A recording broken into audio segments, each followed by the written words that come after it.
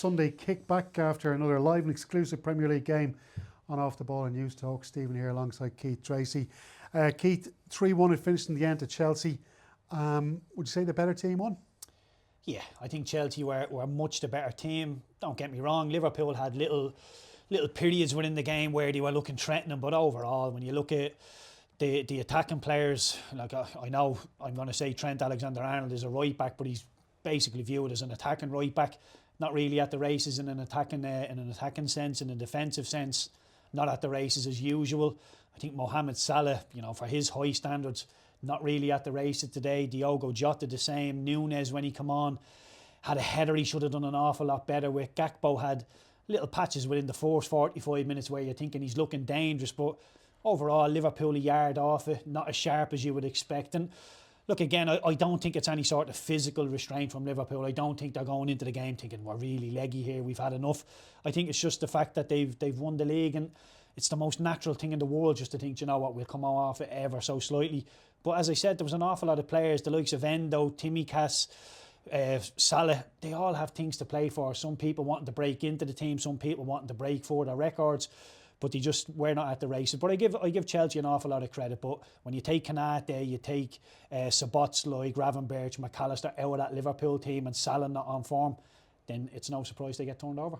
Yeah, absolutely. I suppose it maybe highlights the fact that Arne Slot, as brilliant as he has done this season, he's going to have an interesting summer ahead, because Liverpool certainly are going to need to replace maybe a couple of players in the starting team, but they're going to need a better squad for next season if they are to retain their Premier League title and make a really good defence of it.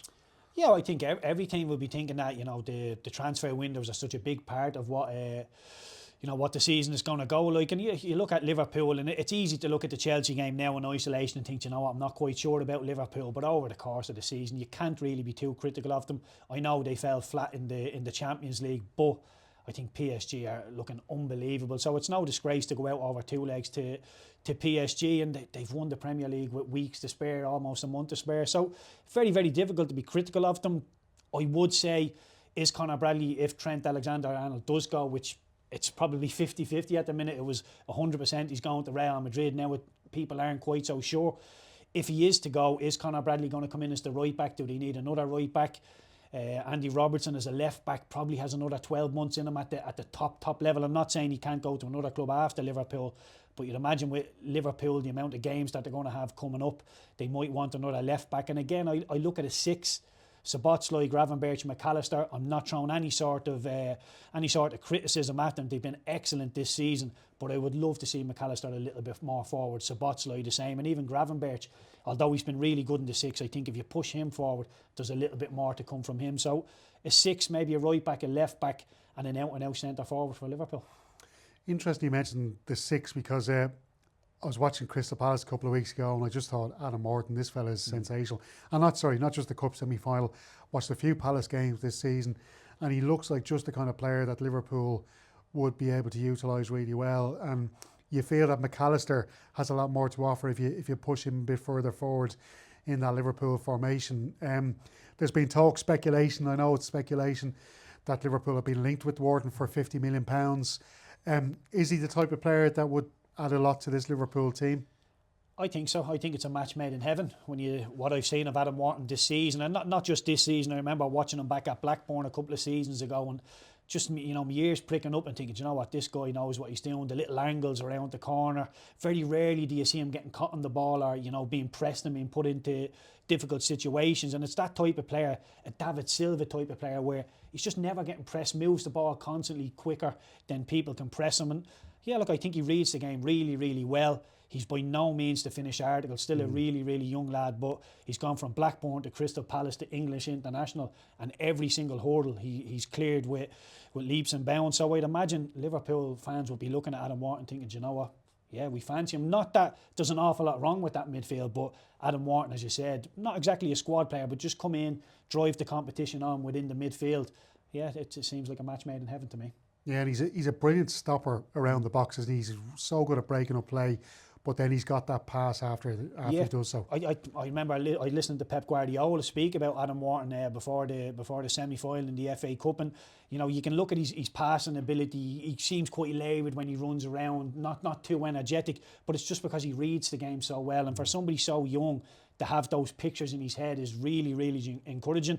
As you said, with the potential of the lad, when you look at him now and think 50 million could be a bargain. If it is 50 million, it seems like an absolute bargain given where his ceiling is at the minute. Listening to the talk around Conor Bradley, there does seem to be a reluctance with maybe, I suppose, former pros or journalists in the game to put him forward as the first choice Liverpool right back for next season, if, as you say, if Alexander-Arnold is to depart for Real Madrid. Why do you think that is? Because I know he doesn't give you that same kind of passing range that Alexander-Arnold does, but he offers something different, because the way Arne Slot has played him, he makes those brilliant overlapping runs around Mo Salah, but he's also very good at getting into the box at the right time as well. He makes the underlapping runs into the area. So while he might not give you what Alexander-Arnold does, he gives you something different from an attacking sense, but also he can defend. Yeah, he's a much better defender than Trent Alexander-Arnold is. But I think moving forward, if Trent is to go, and of course we're not too sure if he is or isn't, but if he is to leave the building, the right back that comes in is not going to have the ability of a Trent Alexander-Arnold, not the passing range, not the crossing ability, the dead ball situations. I don't think there's a right back in world football that's as good as Trent Alexander-Arnold, and that's all the pros of Trent Alexander-Arnold. But when you think of going backwards, Conor Bradley outweighs him. He's much better. He gives you a different threat. He's a lot more pacey going down the wing. I think he's a lot more tenacious in the tackle. I think he's a lot more aggressive. So look, I think Liverpool fans will have to think, look, we might not have the outlet from right back that we had with Trent over the last couple of years, but it'll be a different type of right back. And Conor Bradley come on, I think it was the 58th minute, and within 5 minutes he contributed more to that game than Trent Alexander-Arnold did. So there's a world where Conor Bradley could come in. I do see him coming in. I think he's good enough to play in this Liverpool team, but you can't be looking at him through Trent Alexander-Arnold ratings thinking he's not giving us what Trent does, because nobody will. But he will do his bit going forward, and he'll defend an awful lot better. So Liverpool will close out their season home to Arsenal, away to Brighton, and then home to Crystal Palace. I'm sure they'd like to pick up a few more points and get closer to that 90-point mark. Chelsea, when you look at their fixtures, they're away to Newcastle, home to Manchester United, and away to Nottingham Forest. That could be a big game if both sides are still battling it out for that top 5 position. So from that perspective, Chelsea trying to get into the Champions League for next season, how big a win was that today? It's a massive win. I referenced it in the build-up to the game. It's a huge win. I think the Newcastle game for Chelsea is a huge game, but Newcastle away, they're probably the one team in the Premier League you do not want to play away from home. And I know Newcastle are right in the mix of this Champions League race as well, so they will have a little bit on the line as well. So Manchester United possibly will have one eye on a final. So there's probably 3 points there for Chelsea if they play like they did today. But then you're looking at the Nottingham Forest game, and as a neutral, I'm looking at that thinking, I hope it's all on the line going into that last game. Chelsea would like to have it done, because not many people have gone to Forest and turned them over this season. They're a very, very tough team. And look, if you're a Chelsea fan, you obviously want Chelsea to get into the European, into the Champions League. But I think all neutrals, everybody's second team this season has been Nottingham Forest, how they've gone about it. So there'll be a lot of will for Nottingham Forest, but they seem to have just come off the boil at the wrong moment. So I think Newcastle will do it. I think Chelsea will do it. I think maybe Villa might just miss out. Okay, and just on Chelsea, because, you know, when Maresca took over to start the season, he was handed this squad of like 40-odd players. He kind of made a decision at the start, which was, right, these are the players I don't want. They're going to be off training on a different pitch, and these are the players that I want. He really, I suppose, coming to the end of the season now, we can kind of see what his best or his first choice 11 is. Do you think it's a good enough first choice 11 looking ahead to next season to challenge for the title and maybe even for bigger honours?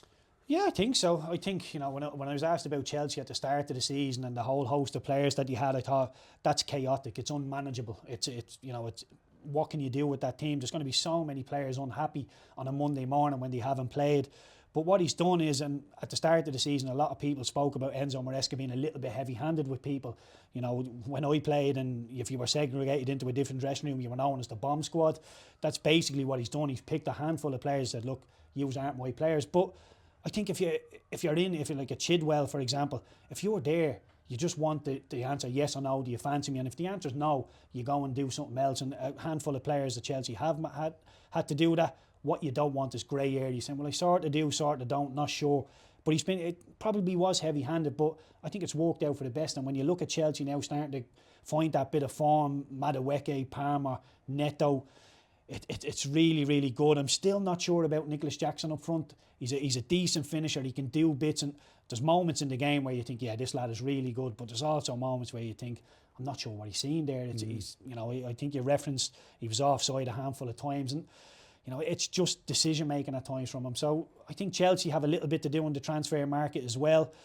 But yeah, they will win an awful lot of games, but with the youth within the team, they will lose. There's a handful of games where he won't turn up, and that's enough for you not to win the league. So I'm not sure about Chelsea being title contenders, but Champions League this season, I think, is probably all they could have asked for.